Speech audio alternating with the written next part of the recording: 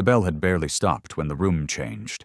Sunlight slid across desks and stuck to the one thing that didn't belong among paper suns. The man in the back row. Black suit. Collar open. Ink at his throat like a secret. Parents smiled for Parent Day. He brought silence. Someone whispered his name, Matteo Vassallo, and the air tightened. At his right, a little girl gripped a broken green crayon as if it were a branch over water. Bianca. Ribbon crooked, eyes wet. At his left, a boy leaned in on his toes, shirt crisp, hair stubborn. Leo. He breathed a sentence into the man's ear that would rearrange 3 lives. Across the aisle, I saw the flinch no one else caught. I'm Sophia Romano, art teacher, and on Thursdays I guide 7-year-olds through the galaxy. Today they were to draw the planet that feels like home. Bianca's page was winter. The crayon had snapped when she pressed too hard. Bianca, I said, kneeling until the world lifted above us. Want to show me your orbit? She hiccuped. It broke. Matteo's jaw tightened. Inked hands pressed flat to the desk, as if weight could steady a heart.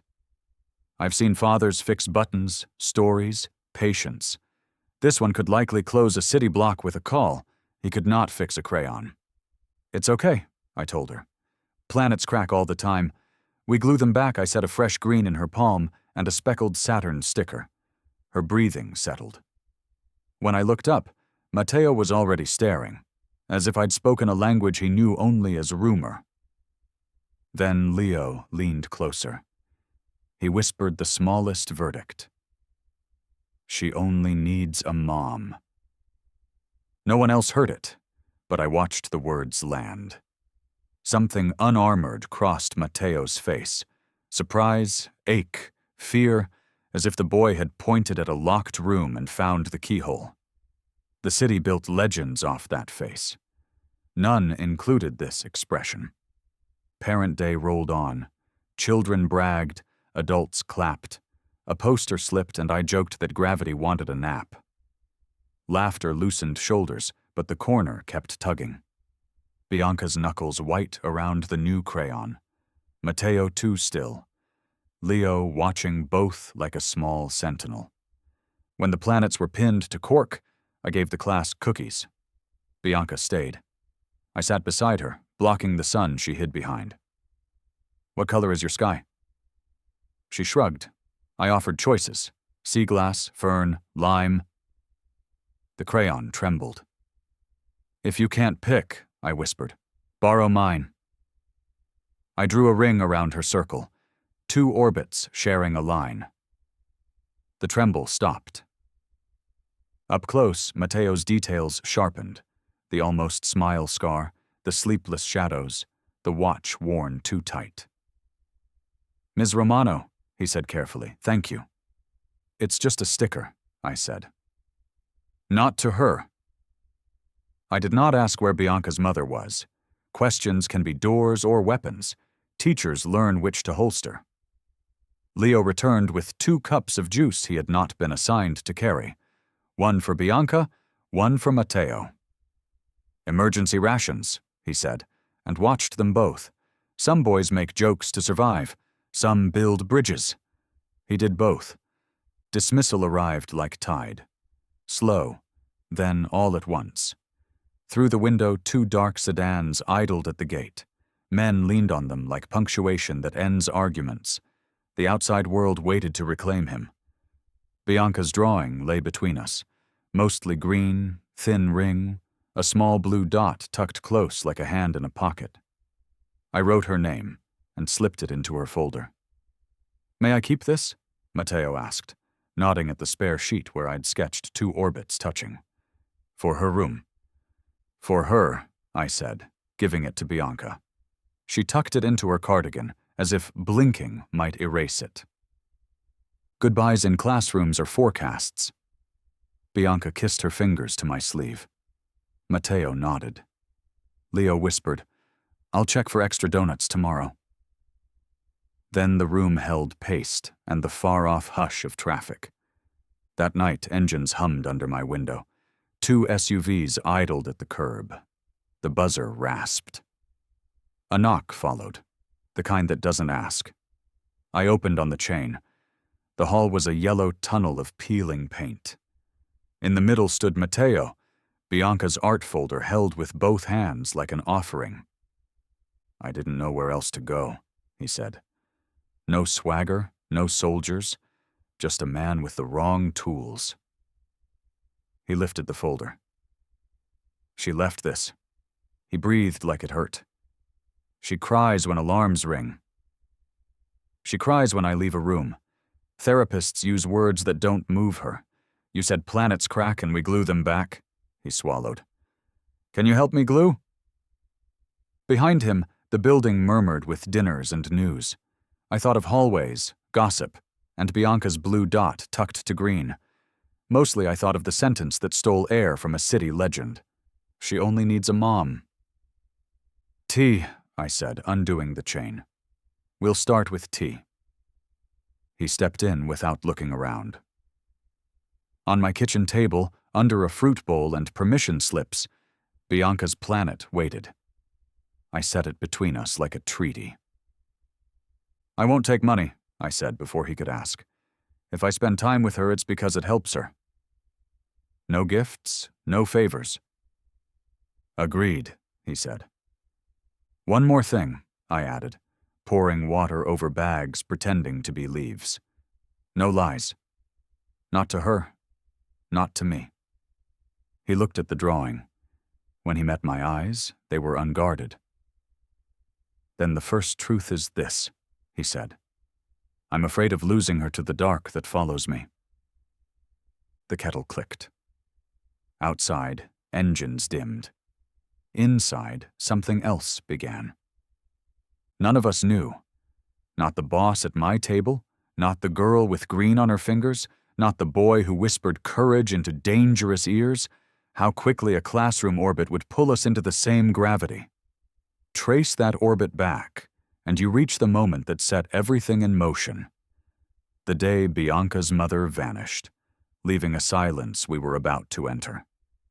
If you're enjoying this story, don't forget to subscribe, like the video, and tell us in the comments where you're watching from. Your support helps us keep these stories alive.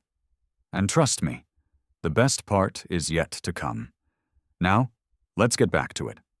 The hallway smelled like boiled rice and old news, the kind of scent that clings to rent-controlled air. Matteo stood in it as if the building were a dock, and he'd washed ashore, Bianca's art folder held with 2 hands like a fragile animal.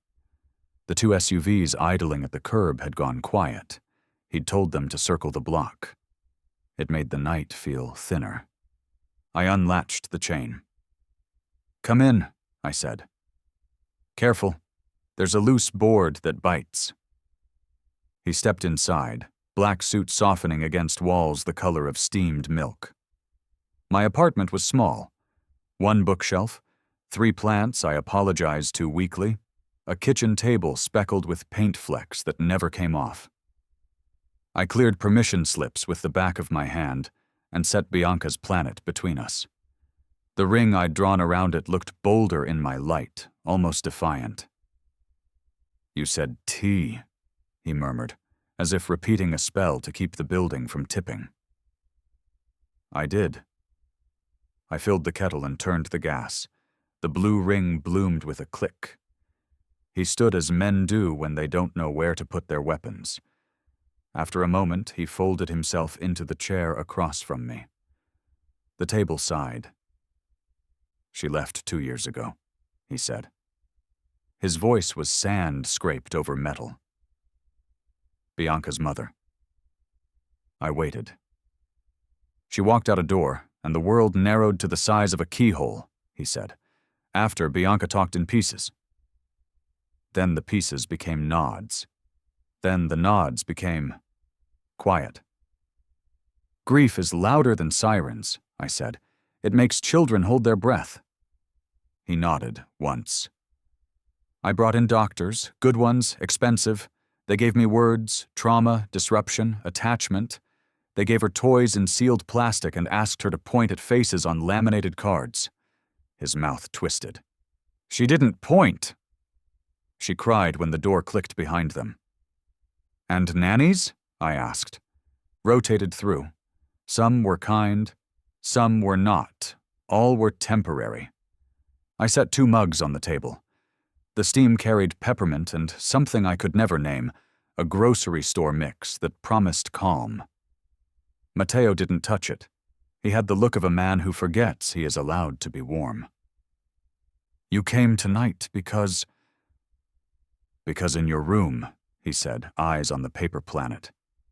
She looked at someone the way she used to look at her mother, like the world wasn't trying to steal all the air. I don't understand the trick, but I recognize the result. It's not a trick, I said. It's attention. It's telling her the crayon wasn't a test she failed. He closed his eyes briefly, as if relief hurt. When he opened them, there was resolve inside, cut to the bone. I will fund an art wing, he said. A real one. Kilns, a stage, scholarships. No name on the plaque if you don't want it. In return, you give Bianca time. After school. Weekends if you can. Teach her how to be ordinary. I stared at him. The room seemed to tilt toward the weight of the offer. You're trying to buy a door where one should already be. I'm building a door because I've spent 2 years guarding walls, he said quietly, and they have not kept out what matters. I don't want your money, I said. Not for this. I pushed the planet toward him, as if the paper could anchor us. I'll help because she needs it. But there are rules. He waited. No lies, I said. Not to her. Not to me. If there are things you can't tell me, say that. I can work with silence. I can't work with poison. His jaw flexed. Agreed. Second, no gifts, no favors. If the school gets an art wing, it will be because the board votes for one, not because an envelope found its way into someone's pocket. Agreed, he said again, though it sounded like an unfamiliar word in his mouth. Third, Bianca comes first. If your world threatens that, if guards scare her, if news vans harass her, if your business drags darkness into her day, then I walk, and I take her out the back door with me. That made him look at me hard. Not angry, measuring. You would take my daughter from my house. I would take her into the light for an hour and bring her back when the thunder passes, I said. I am not your enemy, Matteo. I'm her teacher. Our job is small and impossible. Keep her soft where she can afford it, strong where she must be. He looked down at his hands. Tattoos climbed his knuckles. A wingless angel, a compass rose. You speak like a priest and a boxer, he said. Occupational hazard. I nudged his mug. Drink. You look like the last time you slept. Someone else was in office. He considered the tea as if it might detonate. Then he took a sip, blinked, and some heat found his face. This is not what I expected tonight, he said. What did you expect? A yes with a price. No price, I said. Just the rules. He nodded slowly, as if the nod were learning his neck. Then I will follow them. Good, I said, though good felt fragile. We'll start small. I'll come by tomorrow, we'll paint, we'll make a mess. You'll stay in the room if she asks and leave if she needs you to. We will fail publicly and try again. Something that might have been a smile almost happened. I can manage mess, he said. Public failure is new. The radiator coughed. Old buildings breathed like old men, and a draft sucked the curtain toward the open sliver of window. The outside night muttered along the sill. The city keeps a different clock when men like Matteo are awake. The buzzer sounded once, short, the building's version of a throat clear. He checked his watch and stood. I have to go. Business? I asked. He didn't answer, which was an answer close to the rules. He slid the folder toward me. Keep this. If she wakes, I will tell her it's where it belongs. At school? At your table. He hesitated. At your table, she drew without fear. His phone vibrated once. He silenced it with a thumb. Tomorrow, he said. Tomorrow, I echoed, and I didn't realize until after the door closed that we had both said it like a promise, more than a plan. I washed the cups and set them upside down like small domes. Sleep came late. When it did, it brought a dream of planets trying to collide gently enough to stay whole. Across town, in a room with windows that faced no neighbors, Enzo Carbone waited beside a row of empty glasses. He was older than Matteo by 20 years and had been born with the expression of a man who doesn't mistake silence for peace. When Matteo entered, Enzo didn't stand. He simply watched the younger man take the chair at the head of the table and did not pour the drink. You were late, Enzo said. I was at a teacher's apartment, Matteo replied. Enzo blinked once, the only sign he'd been surprised in a decade. Then, you brought an outsider into our gravity. I asked for help, Matteo corrected. Bianca needs more than men who follow orders. Enzo's mouth moved toward a smile and stopped halfway, like a car at a red light that might never turn. You're bringing a teacher into a house where men kill for loyalty. Maybe it's time someone taught us something else. Enzo let that sit between them like a weapon laid on the table. The city's night pressed at the glass. Softness looks like weakness from across the river, he said. From closer, too. Matteo's eyes didn't waver. Then let them come closer. Enzo poured the drink at last and slid it forward. You think love is a shield. I think fear stops working after a while, Matteo said. On enemies, on children, on me. And the woman? Sophia, he said, letting the name land quietly. She has rules. We will keep them. Enzo turned the glass in a circle, a tide on wood. Rules are how you civilize wolves until they forget they have teeth, he said. You were raised to remember. Matteo stood. I was raised to choose, he said. I am choosing. Enzo didn't argue. He had taught Matteo to play chess against men who preferred knives. He understood the first move when he saw it. Then I will tell the door guards to smile, he said dryly, and have the cameras taken down in the east hallway. Children should not see themselves watched. A small relief loosened Matteo's shoulders. Thank you. Do not thank me, Enzo said, finally lifting his glass. Prove me wrong. Morning rose like forgiveness, thin and yellow. I packed a tote with watercolor pans, fat brushes, a drop cloth, and patience. As I locked my door, Mrs. Duarte from 3B shouted down the stairs, You forgot your umbrella! It wasn't raining. She just believed in preparedness.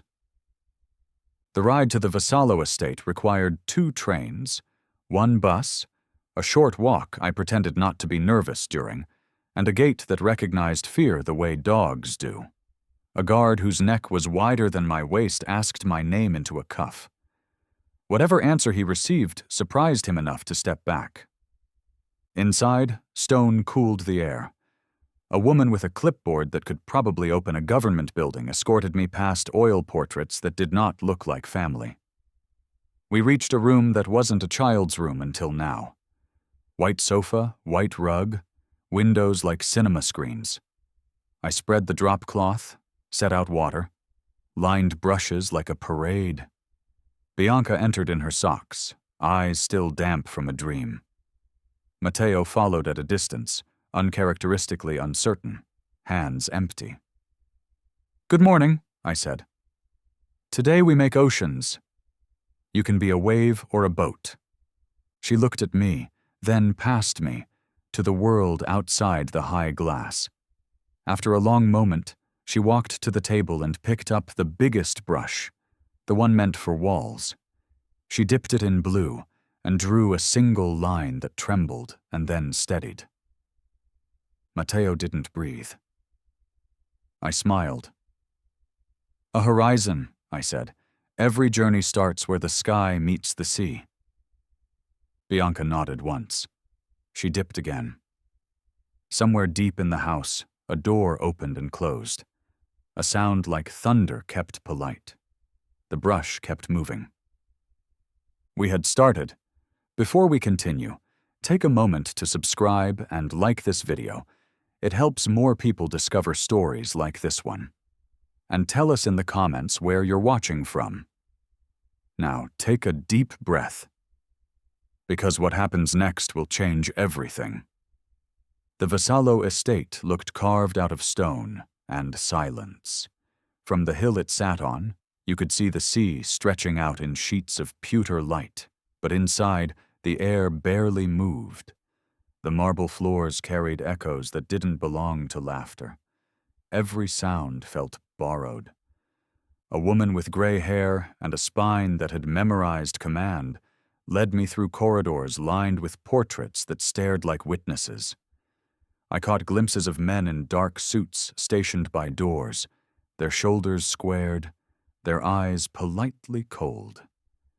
The house was immaculate, perfumed with lemon oil and restraint, a place that had traded warmth for control. Bianca waited in what had once been a study and now pretended to be a child's room. Too neat, too white. Her stuffed rabbit sat propped beside her, fur graying from being clutched too tightly. When I entered, she didn't speak, only looked down at her shoes and mumbled something to the rabbit. "I'm glad you let me visit," I said, setting my tote on the floor. "I brought colors that smell like fruit." I opened the watercolor set. The faint scent of peach filled the air. Bianca sniffed, eyes flicking up for a heartbeat, then back to her rabbit. That was progress. "Your rabbit can paint too if you like. I have an extra brush." She hesitated, then whispered, "He only paints stars." "Perfect," I said. "Every artist needs a theme." She climbed onto the chair. Small steps, careful ones. The afternoon light stretched long over the table, landing on her hands like it remembered them. She dipped her brush into blue and began to paint the sea. I watched the motion. Hesitant, then steady. The silence between brush strokes wasn't empty. It was listening. From somewhere deeper in the house came the muffled thud of a door. A man's voice spoke low, sharp, and distant. Bianca didn't look up. Her brush kept moving. "You paint beautifully," I said, trying to layer calm over the tension. "She says the waves never stop," Bianca murmured to her rabbit. "She's right," I answered softly, "even when no one's watching." She looked at me then, quick, testing, and for a moment something softened in her eyes, like she was letting me borrow a piece of her trust. We painted for an hour. Matteo hadn't appeared. I began to wonder if he ever entered this room when it wasn't filled with guards or silence. When the clock brushed past 4, I started packing up the brushes. That was when it happened. A sound like a fist cracking the sky. A gunshot. Distant, but close enough that my hand jerked and a cup of rinse water toppled, bleeding across the table. Bianca didn't flinch. The rabbit stayed in her lap, its stitched smile tilted toward the door. She wiped her brush on a towel and kept painting. My heart was beating in my throat. "Bianca," I said quietly, "did you hear that?" She nodded, dabbing at her sea. "They're practicing." "Practicing?" I repeated, unsure if I'd misheard. "Papa says the men have to be loud sometimes so the bad people stay away." Before I could respond, footsteps filled the hall. Matteo appeared in the doorway, jacket unbuttoned, voice tight. "Business?" he said, as if that explained the thunder. "I'm sorry." I stood, setting the fallen cup upright. "She didn't even look up," I said. I hadn't meant it as judgment, but it came out like one. His eyes flicked to his daughter. "She's used to it." "That's not the same as fine," I said. He looked at me, then at the blue spreading across Bianca's page. I know. The air between us carried too many words neither of us could risk saying. He stepped closer to Bianca, brushed his fingers over her hair. "Finish your ocean, Stelina. I'll be right outside." When he left, the hallway swallowed him whole. I sat again. Bianca switched brushes. "He doesn't like the loud," she said after a moment. "He tells them to stop, but they don't always." I swallowed. "You're very brave." She shrugged. "Papa says brave means doing what you have to, even when you don't like it." I thought about that while we painted the rest of the sea. The light faded from gold to gray. When the housekeeper came to tell me dinner would be served in the main hall, I declined. I wasn't ready to see Matteo in that world yet. When I finally left, the night had a stillness that felt staged. The men at the gates nodded. One opened the door without meeting my eyes. Outside, the ocean sounded louder than the city. I walked to the end of the driveway before calling a cab, the salty air tasting like the edge of something old. Matteo stood at the top of the stairs long after I'd gone. From that height, the sea looked clean enough to confess to. He didn't. He went to Bianca's room. She'd fallen asleep on the couch, still clutching her brush, streaks of blue on her fingers and the hem of her nightgown. The rabbit lay on its side, a small witness to the day. His gaze drifted to the cardigan covering her. Mine. He hadn't noticed when she took it. He knelt beside her, careful not to wake her. For the first time in months, her face looked peaceful. No nightmares in the lines of her brow, no fists curled tight under the blanket, just breath, steady and light. He touched the sleeve of the cardigan, fingers tracing the seam as if trying to understand what softness cost. He thought of Leo's whisper. "She only needs a mom." The words had burned when they landed, but now, watching Bianca sleep, they fit like truth. He'd spent years building a world that feared him, one bulletproof decision at a time. Every deal, every threat, every business that echoed through the house, all of it was meant to keep her safe. And yet, safety had made her small. The empire he'd carved had stolen the sound of his own daughter's laugh. Downstairs, Enzo was waiting, no doubt with another warning about softness. Matteo didn't go. He stayed where he was, counting the rhythm of Bianca's breathing until it began to anchor his own. He remembered something Sophia had said that afternoon. "I'm not your enemy. I'm her teacher." He believed her now. A faint breeze slipped through the balcony door, carrying salt and the hum of distant engines. Somewhere beyond the gate, the men were still awake, still guarding, still practicing. But for the first time in years, Matteo didn't feel safer because of them. He felt safer because, upstairs, his daughter slept under a teacher's cardigan, with paint on her fingers and the sea still wet on her page. He turned off the lamp. The house exhaled. And though he didn't yet understand how, he knew that tomorrow he would have to learn what kind of man could live in both worlds, one built on power and one that ran on crayons and quiet. Now let's write Chapter 4 following the outline below. The max word count should be 1,000 words. Write it and maintain the tone of the previous section. Don't indicate title when writing, just start writing. Chapter outline. Chapter 4, The Disappeared Wife. Rumors spread. Teachers whisper about the Mafia's favorite. Reporters linger outside St. Celestine's gates. Meanwhile, Sofia discovers fragments of the truth about Elena Vassallo, Bianca's mother, not dead, but vanished. The stories conflict. Some say she ran with a rival capo, others claim Matteo hid her to protect Bianca. But Bianca has heard both tales, and confusion gnaws at her small heart. Sofia pushes Matteo for answers. He shuts down, saying only, "She left before the shooting stopped."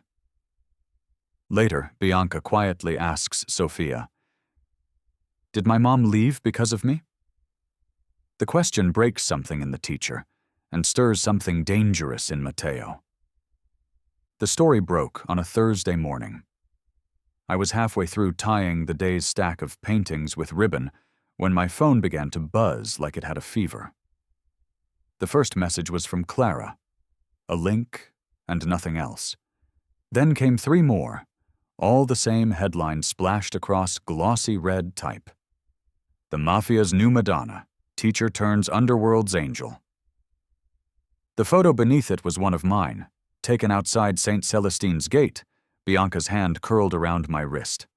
My hair was wind-tossed, my face half-turned toward her, the expression tender enough to be weaponized. Behind us, blurred in the background, was Matteo's black car. I stood in the empty classroom, pulse thudding in my throat. Every brush, every crayon on the table seemed suddenly incriminating. By lunch, reporters had clustered at the gate again. Flashbulbs went off like lightning through a storm. Someone shouted, "Miss Romano! How much does he pay you for your silence?" Another voice. "Do you live with him?" I shielded Bianca with my body and kept walking. Matteo's driver opened the car door before I even reached the curb. "Sir said straight home," he murmured. "Tell him school isn't a crime scene," I said, and closed the door behind me. Bianca sat pressed against me during the ride, rabbit clutched tight, her voice a whisper. "Did we do something bad?" "No, Kara." I smoothed her hair. "People make noise when they don't understand what they see." At the next red light, a motorbike pulled up beside us, a man with a camera mounted to his helmet, snapping photos through the tinted glass. Matteo's driver swore under his breath and ran the light. The school board summoned me that same evening. The meeting was in a room that smelled of coffee and caution. 5 members sat behind a table, their faces lined with the effort of pretending neutrality.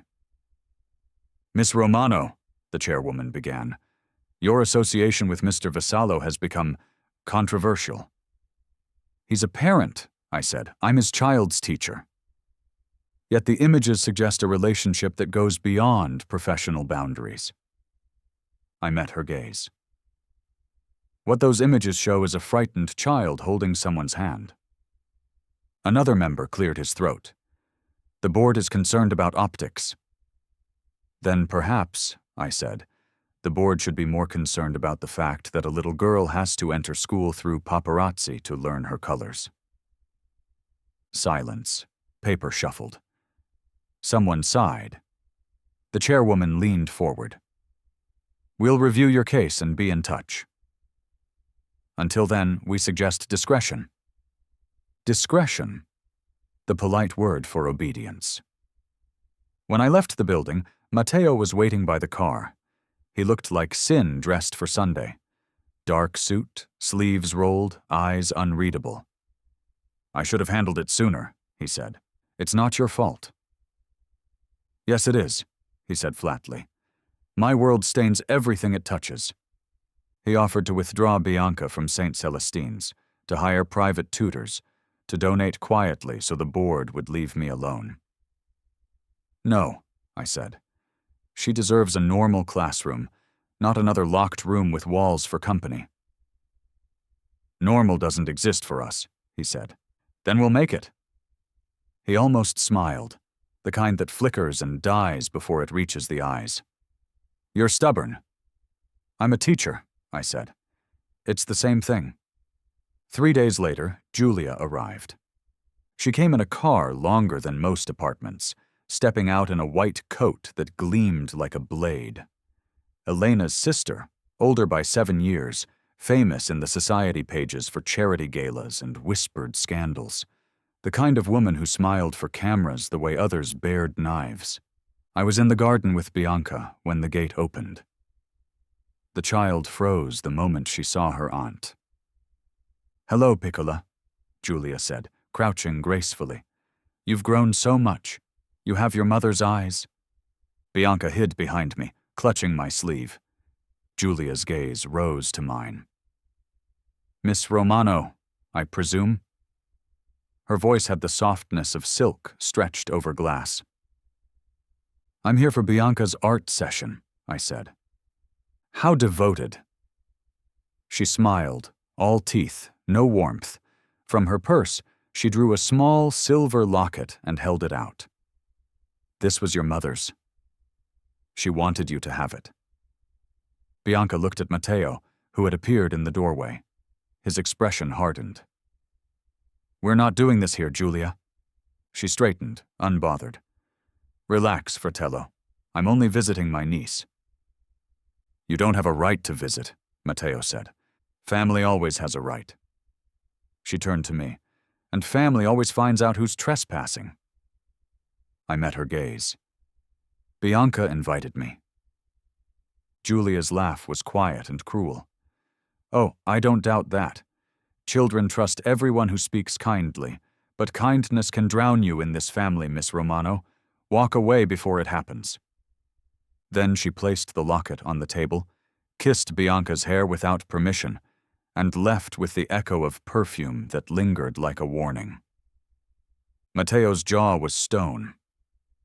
"She's bait," he said. "For what?" "For control." He looked at the locket. "Her husband runs numbers for a rival family. She's filing for visitation through the courts, leverage disguised as affection." Bianca reached for the locket. I caught her hand gently. "Not tonight, sweetheart. Let's keep it safe for now." She nodded, though her eyes didn't understand. That evening, as the sun dropped into the sea, Matteo walked me to the gate. The guards kept their distance, pretending not to listen. "She was Elena's sister," I said. "You can't keep pretending she doesn't exist." "I'm not pretending. I'm protecting." "From what?" He hesitated. "From the kind of people who smile while they build coffins."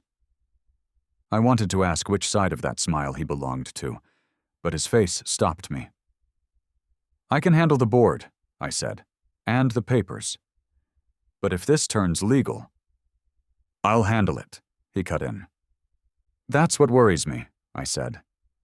He looked at me then. Really looked. A man who'd spent years trusting only those he could control, and now faced someone he couldn't.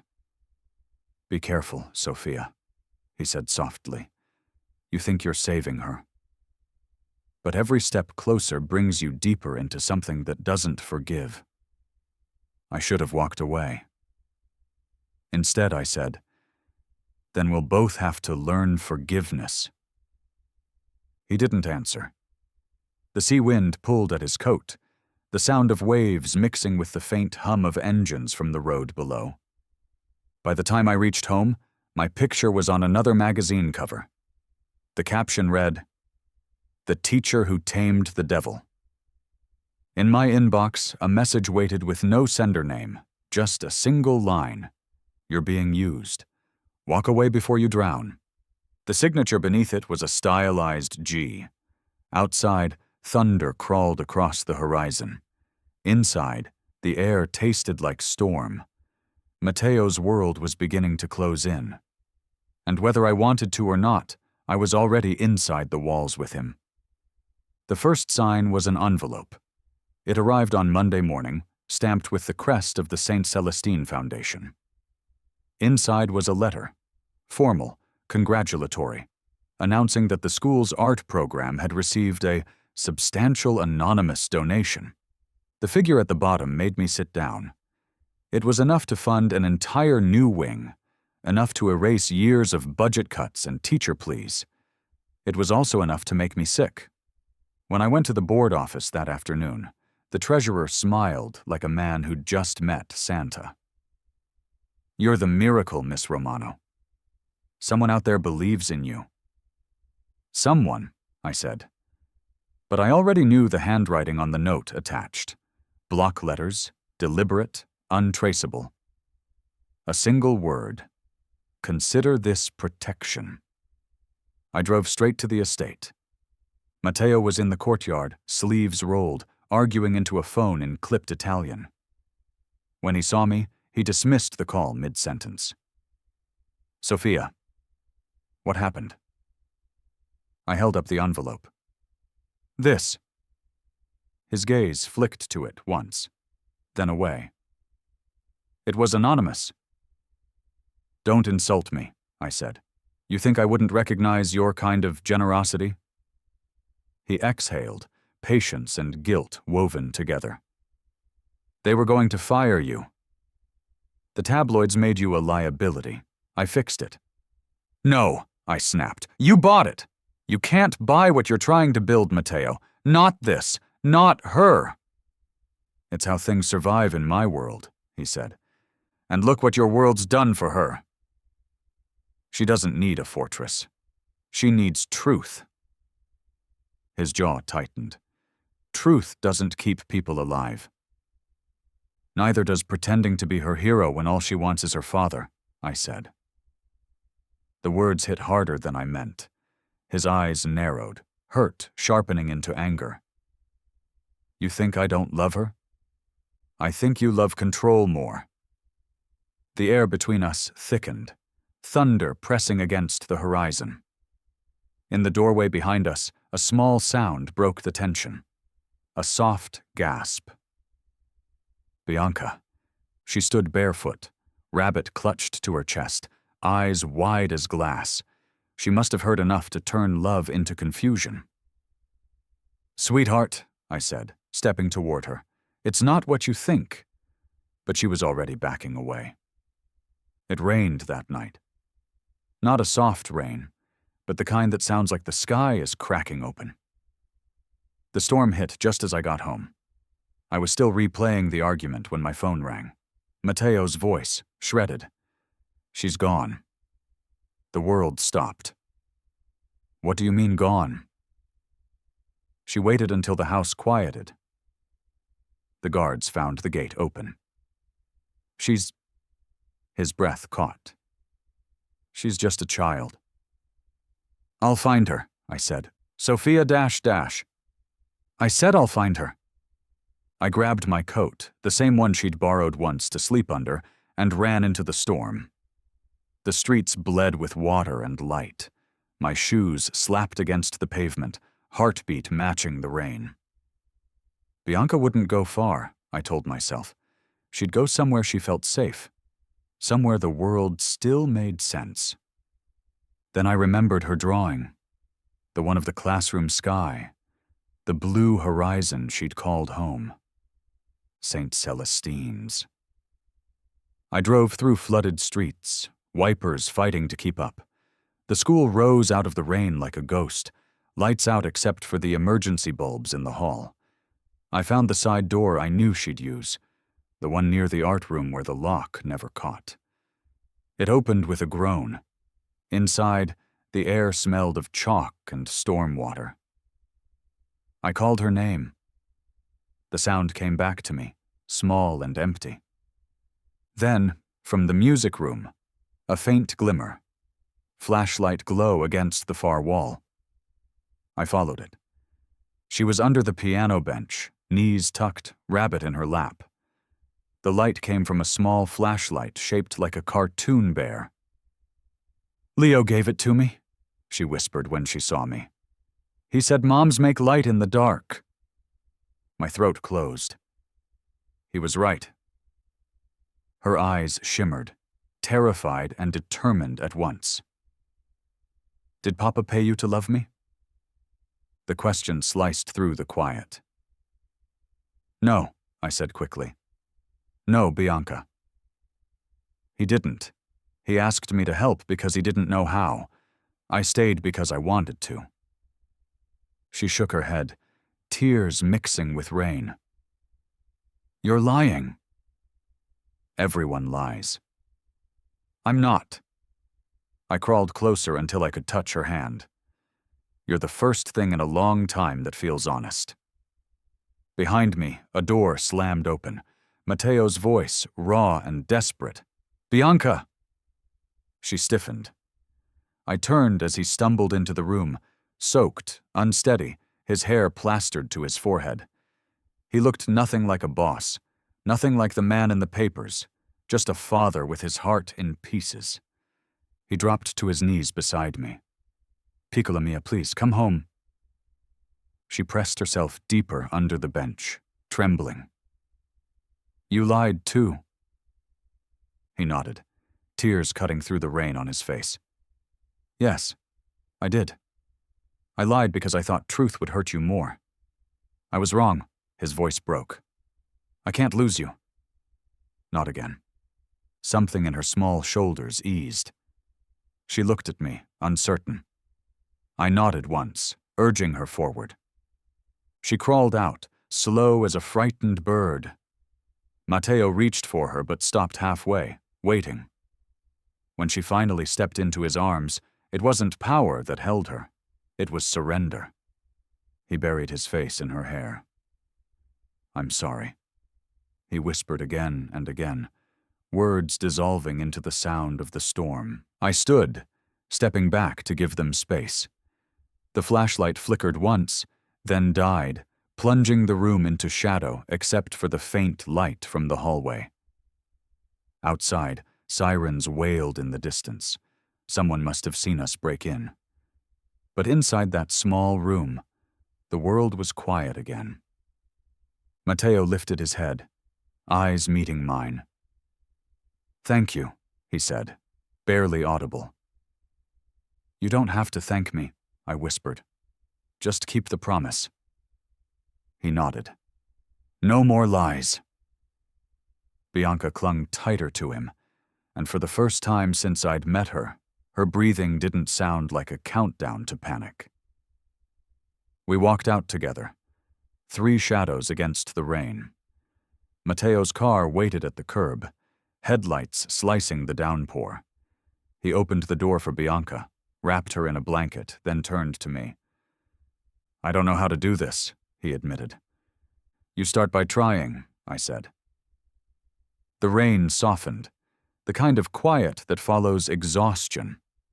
As they drove away, I caught one last glimpse of Bianca through the window. Her rabbit pressed to the glass, a small light flickering in her hand, as if Leo's gift still worked after all. And somewhere deep inside, I hoped it always would. The chapel at St. Celestine's had never looked smaller. Candles flickered along the narrow aisle, their light bending through stained glass and catching on the dust that floated like tired stars. The rain had stopped hours ago, leaving only the scent of wet stone and wax. It was a quiet meant for confession, not confrontation. But sometimes those were the same thing. Bianca sat between us on the front pew, her rabbit perched beside her like a witness. She traced its ear with her finger, silent, waiting. Matteo stood near the altar, coat draped over one arm, shirt open at the collar. The man who once filled rooms with command now looked as if he was searching for permission just to breathe. I had brought them here because no one could hear us. Not his men, not the gossipers, not the ghosts. Only the truth would fit inside these walls now. Bianca, I said softly, do you know why we're here? She shook her head. You said it was important. It is. I glanced at Matteo. He gave the smallest nod, surrender disguised as consent. I took a deep breath. Sweetheart, you've heard many stories about your mom. Some people said she ran away. Others said your papa sent her away. None of them told you the truth. Her eyes lifted, round and solemn. Do you know it? Yes. I knelt so we were level, candlelight catching the edge of her curls. Your mom didn't leave because she stopped loving you. She left because she loved you too much to let you grow up in danger." Matteo's jaw tightened, but he didn't interrupt. "She was trying to protect you," I continued. "There were people who wanted to hurt your papa, to hurt the family. She tried to stop them by telling the police what she knew." Bianca blinked, confusion darkening to disbelief. "She told on Papa?" "She tried to stop the things that made him unsafe," I said gently. "She believed she could fix it, that she could make the world safe for you both. But when others found out, she had to disappear." The silence that followed felt endless. The candles crackled, wax pooled and hardened like spilled tears. Matteo stepped forward, voice low and rough. "Your mother was brave," he said. "Braver than I ever gave her credit for. She wanted me to see what I'd become before it was too late." Bianca's lip trembled. "Did you hate her?" He hesitated. "At first. Because she broke something I thought was loyalty. But now—" He stopped, swallowed, and started again. "Now I understand. She wasn't betraying me. She was saving what was left of me." I watched him, the weight of those words dragging the last of the armor from his shoulders. He moved closer to the pew, kneeling beside his daughter. "Bianca, the world I built, it was made of fear. I thought if people feared me, you'd always be safe. But all it did was make everyone run away, even your mother." She stared at him, tears glistening but unshed. "Are you still scary?" The question broke through the air like a bell. He looked down at his hands, those hands that had commanded loyalty, dealt orders, maybe worse, and then back at her. "For you?" His voice shook. "No, never again, for good, if I can." It was a promise without ceremony, a vow spoken not to the saints but to the child who had unknowingly rewritten his creed. Bianca climbed onto his knee and rested her head against his chest. His arms went around her carefully, like she was something holy. For once, the silence between them wasn't fear. It was healing. I rose, giving them a moment that belonged only to them. The candles sputtered as if listening. The cross above the altar cast its long shadow across the floor, touching all three of us. When Matteo finally looked up, his face was wet, not from rain, not from guilt, but from release. "How do I tell her about her mother when she asks again?" he murmured. "Tell her the truth," I said. "That love can make mistakes. That courage sometimes means running, not fighting, and that she comes from both." He nodded, eyes closing briefly. "I don't deserve either of you." "Maybe not," I said, "but she deserves you to try." Outside, the first morning light began to push through the stained glass, turning red and blue into gold. Bianca stirred in his arms, whispering something we barely caught. "What was that, Piccola?" he asked. "She wasn't scared," Bianca said sleepily. "Mama wasn't scared. She was brave for us." Matteo pressed his lips to her hair. "Yes," he whispered. "She was." I blew out one of the candles. Smoke rose like a prayer. For a moment, everything felt still. No past chasing us, no headlines waiting, just the fragile grace of truth finally spoken aloud. When we stepped outside, the city was waking up. Bells rang from the far end of the block, and the sea wind carried their echo. Matteo walked beside us, his coat over Bianca's shoulders, his hand brushing mine only once before letting go. Some vows didn't need witnesses. The chapel had already heard enough. And though I didn't say it out loud, I knew. This was the first promise he'd ever made without a gun in the room, and the only one he truly meant to keep. The auditorium smelled of paint and nerves. Paper suns, castles, and crayon galaxies hung from the ceiling, trembling slightly in the breath of the crowd. Parents filled every row, their applause fluttering like wings as the piano began. On stage, Bianca stood beside her classmates, hands folded, ribbon in her hair, her shy smile just beginning to grow. For once, the world felt still. Matteo sat 2 rows behind me, his posture straight, his eyes softer than I'd ever seen them. The man who used to command rooms with silence now clapped when the children sang off-key. When Bianca's part came, a small solo line about home and sky, his throat moved as if he were swallowing back tears. Then, halfway through the recital, the fire alarm shrieked. At first, everyone thought it was part of the act. Then smoke began to curl beneath the stage curtains, thin gray threads that smelled too sharp, too chemical. Teachers sprang into motion.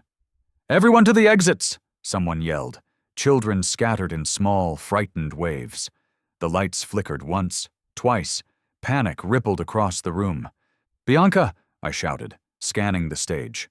I caught sight of her being led toward the side hallway by a man in a janitor's uniform, his hand firm on her shoulder. Something about his walk made the back of my neck prickle. Too quick, too purposeful. I pushed through the crowd. "Bianca!" She turned once, startled, and I saw it. The silver locket bouncing at her throat, the one Julia had given her. It jingled as she stumbled forward, the man's hand tightening. Then I knew this wasn't a drill. "Stop!" I shouted. The man didn't. I followed them down the narrow corridor, my heels echoing off the tile. The smoke grew thicker toward the far doors, set deliberately, I realized, to drive people the wrong way. When I rounded the corner, the man was already pulling Bianca toward a service exit where another figure waited.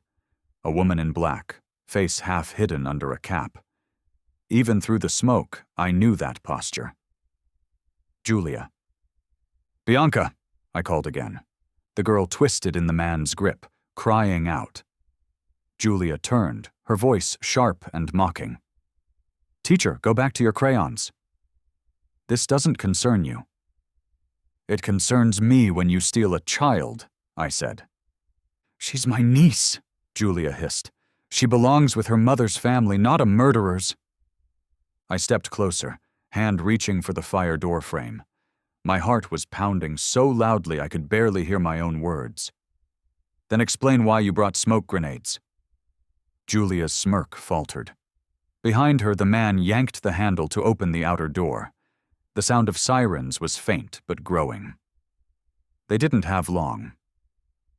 "Let her go," I said quietly. "You don't want to do this." "Move," she snapped. "No." My fingers found the small magnet release beside the door, the one I'd noticed on field days when janitors propped doors open for deliveries.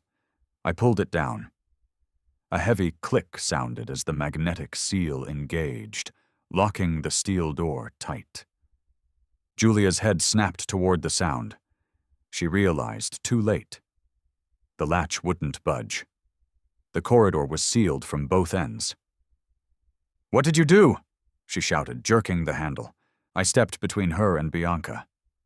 "Ended it." The man lunged forward. I swung the nearest thing I could grab, a fire extinguisher from the wall.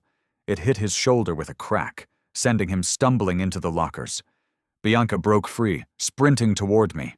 I caught her, pulling her behind me just as Julia cursed and reached into her coat. "Don't!" I shouted. She froze, eyes wild. Sirens wailed closer now, red and blue light beginning to flicker against the high windows. Matteo's voice boomed from outside, hoarse, furious, unmistakable. "Bianca!" Julia's confidence cracked. "You don't understand," she hissed. "Elena was supposed to come back for her. He took everything from us."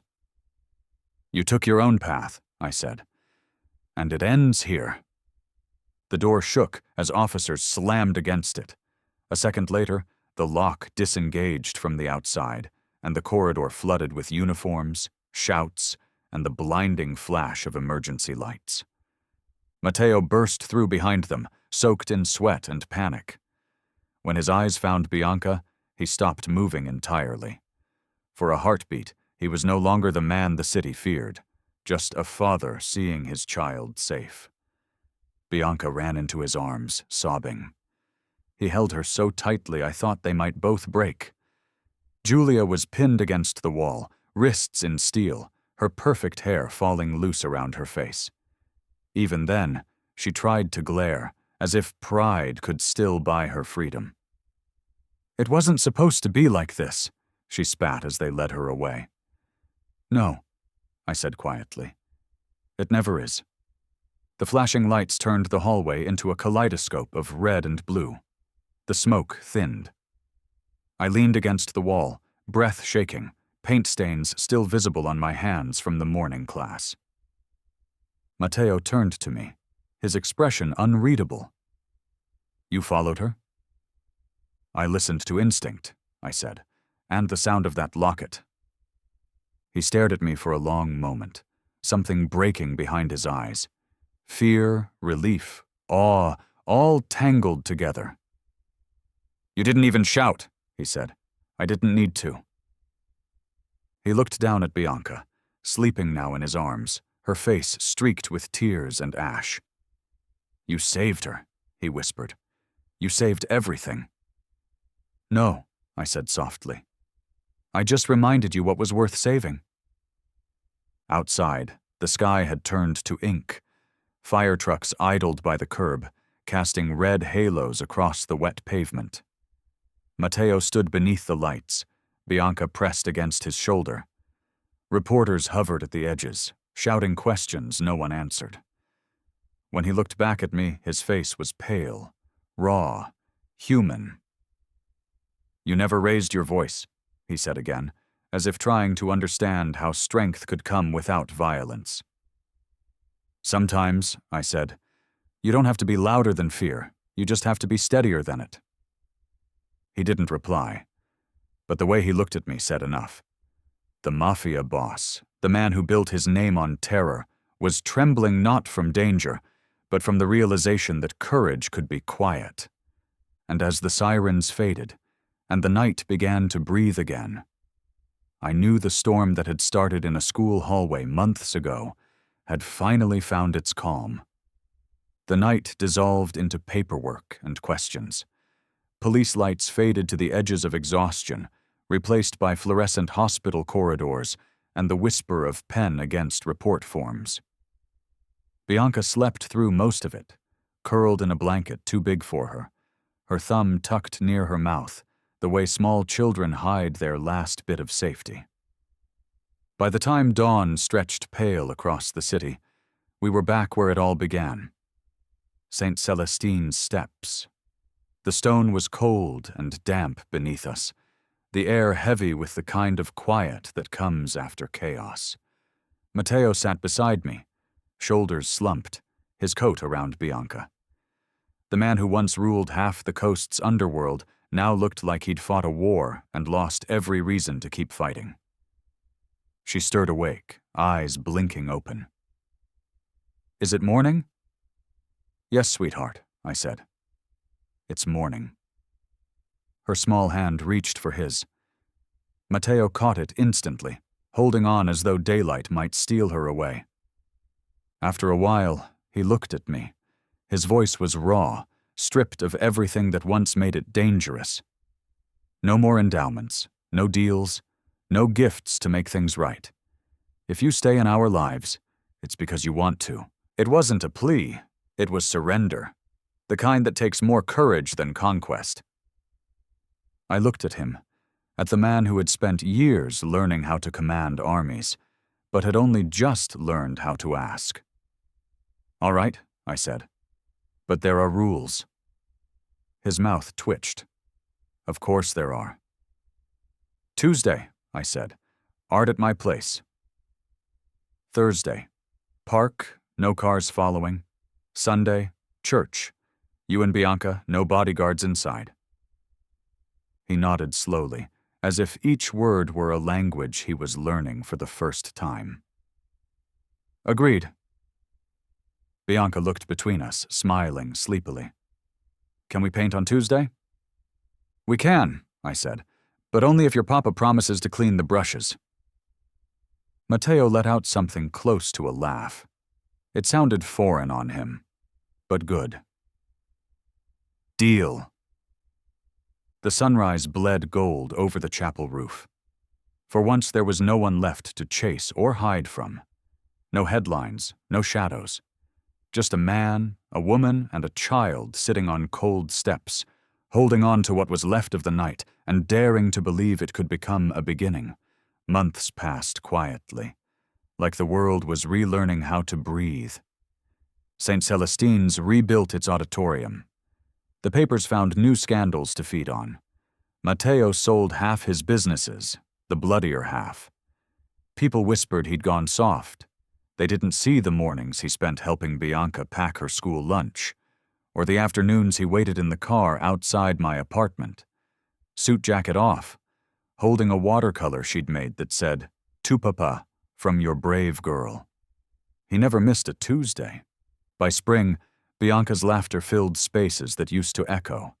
Her drawings grew bolder, colors stretching past their lines, skies spilling over the page. She still carried her rabbit, though less like a shield now, more like a companion who'd survived the same story. Then, one evening, I got a call from the city's art council. They wanted to include one of Bianca's paintings in the Children of Hope exhibit. "It's the one with the 3 figures," the director said. "The little girl, the man, and the woman." "It's beautiful." When I hung up, I sat still for a long time, staring at the phone, trying not to cry. The gallery smelled of fresh paint and soft perfume. Families drifted between easels, murmuring praise for bright landscapes and uneven portraits. Bianca's piece hung near the center, framed in simple oak. Above the painted figures, 3 hands joined beneath a child's swirling sun. She'd written in careful, uneven letters, "Home is where we begin again." Matteo stood beside me, black suit immaculate, though his tie hung a little loose. His hand rested lightly on Bianca's shoulder as she basked in the attention of strangers complimenting her work. "She said it's us," I murmured. He nodded. "It is." Leo darted through the crowd, holding 2 cups of orange soda. "Miss Sophia." They said Bianca's painting got the loudest votes. Bianca giggled, taking 1 cup. Matteo knelt so they were eye level. "What do you think, piccola mia? Did we win?" She shrugged, thoughtful. "No, Papa. We just started over." He smiled at that, small, almost shy. When he rose, his hand brushed mine, then stayed there. Not possessive, not uncertain, just steady. Across the room, flashbulbs went off for another artist, but the light felt softer where we stood. I turned to him. "You did it, you know. You changed everything." He looked at me like he didn't quite believe it. I just followed her lead. "She only needed a mom," I said, echoing the whisper that had started it all. Matteo's gaze lingered on Bianca, then returned to me. "Turns out," he murmured, "I did too." The music swelled faintly through the gallery, a soft violin piece that sounded like sunlight. Outside the windows, the sea reflected the evening sky, calm for once, endless. For the first time in a long while, Matteo Vassallo didn't look like a man built from fear or legend.